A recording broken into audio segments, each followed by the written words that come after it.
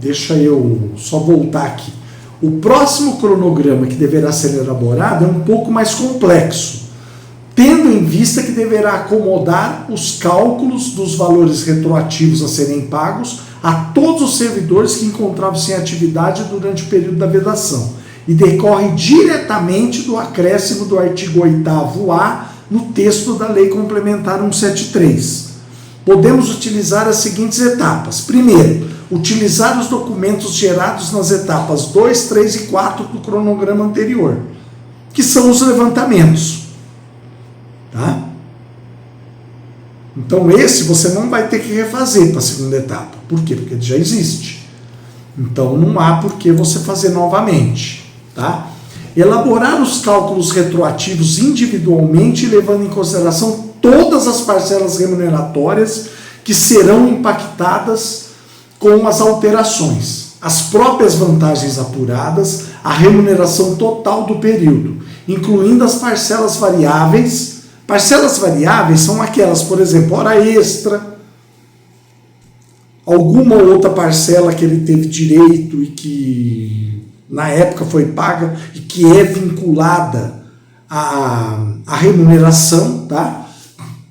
Valores pagos a título de 13º salário, férias, terço constitucional de férias, porque tudo isso vai sofrer alteração no retroativo, porque você mudou a base de cálculo. Tá? Caso o servidor já tenha sido desligado por qualquer motivo, é preciso recalcular todas as verbas pagas no desligamento. Sempre lembrando que nessa situação a retroatividade deve ser considerada até esta data. Por exemplo, a retroatividade vai ser até a data do término da relação empregatícia dele ou estatutária. Eu não posso fazer até hoje, porque ele não está trabalhando até hoje. Ele trabalhou até aquela data. Tá?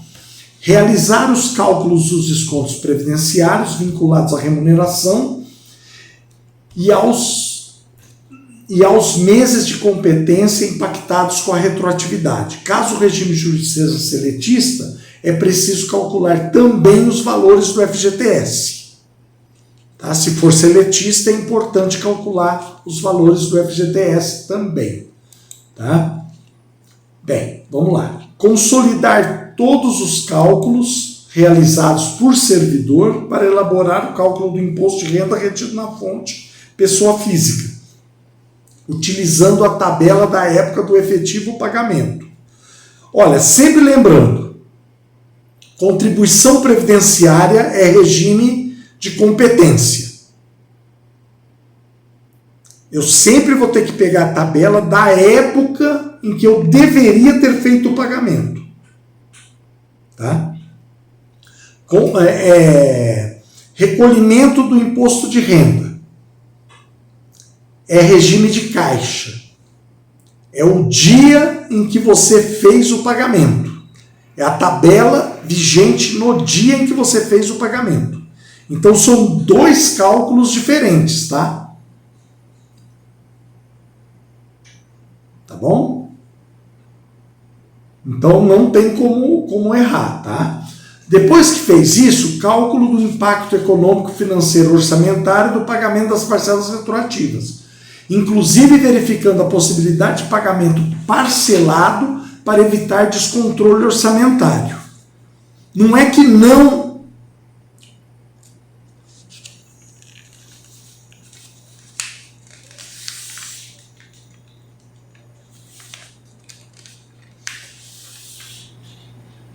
Como assim? É CFIP, por exemplo.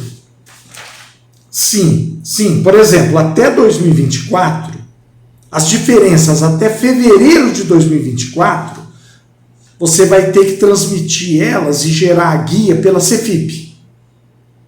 Tá? Março de 2024 para frente, você vai fazer os lançamentos das diferenças e gerar a guia no FGTS digital. Tá? Porque ele não aceita o pagamento de parcelas antes da vigência dele. É igual o e-social. O e-social também você não vai lançar, você não vai mandar a folha de pagamento de antes do e-social existir. Até porque vai gerar erro. Ele não vai aceitar aquela competência, ela não existe. Agora, depois da vigência dele, que no caso de vocês aí, foi o dia 22 de agosto de 2022, tá? Você vai poder lançar, inclusive naquele período anterior. Diferenças de período anterior. Tá? Aí não tem problema, você não precisa reabrir folha por folha lá do passado, competência por competência. Você faz o lançamento na folha. Agora, se for parcelado, os lançamentos também são parcelados. Tá?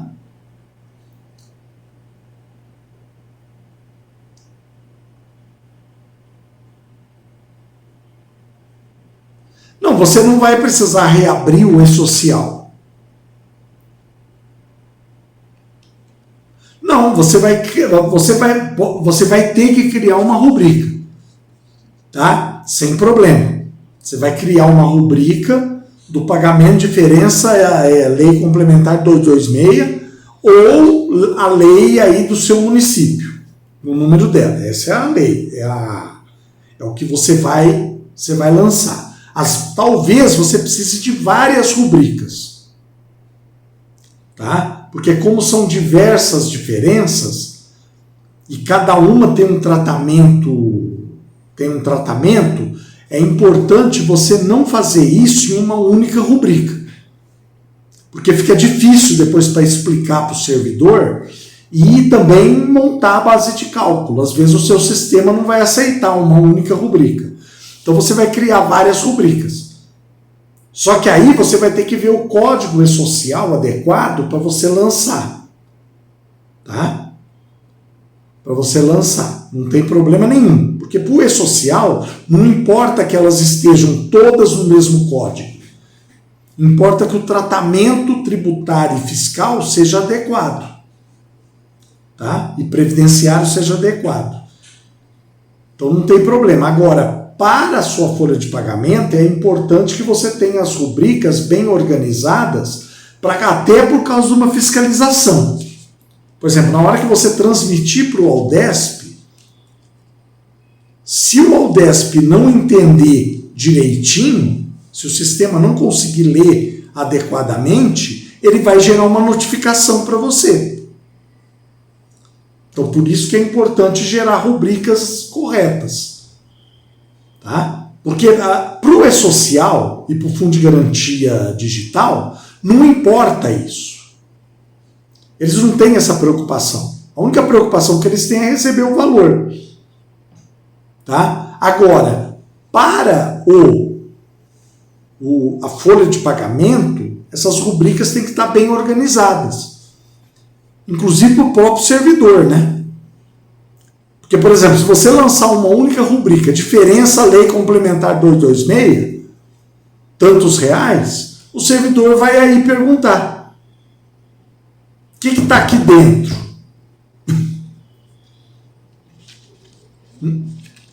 Não, aí... Oi?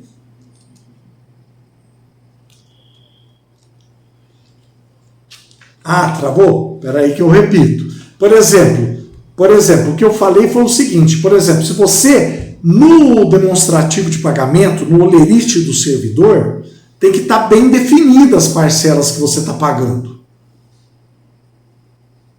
Porque se você lançar numa única rubrica, o servidor vai aí perguntar para você, o que tem aqui dentro dessa...